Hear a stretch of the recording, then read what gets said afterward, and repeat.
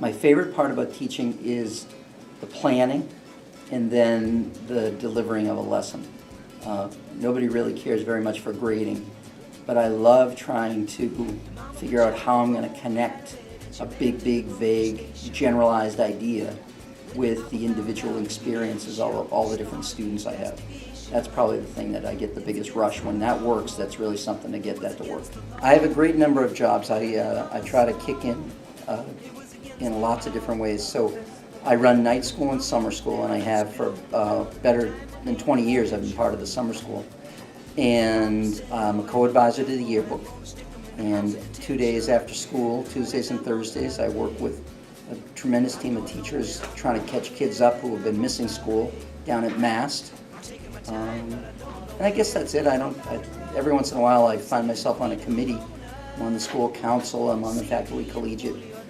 So I try to give a little something back. I was very fortunate about 10 years ago to have a chance to apply to be the light keeper in Scituate. And I knew that it would make my daughter's world very different than it would have been if we'd stayed living where we were living. I knew she'd meet people from all over the world. I knew that it would just get bigger. And it worked. You know, she really has a different feel for things because at a very early age she met people from all over the world. And she got to talk to them, she got to ask them questions, they asked her questions.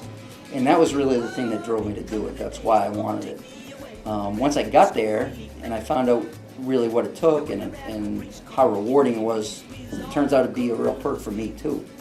And I couldn't enjoy anything more. I love working around that house. Meeting the people from all over is probably the best part. Anytime you go out to do any chore, you know you're going to have a great conversation with somebody that you never met before. And I also love the storms, probably more than I should. Welcome to Scituate Light. You're in one of the older rooms where we have these big wide pine boards. This house is 207 years old.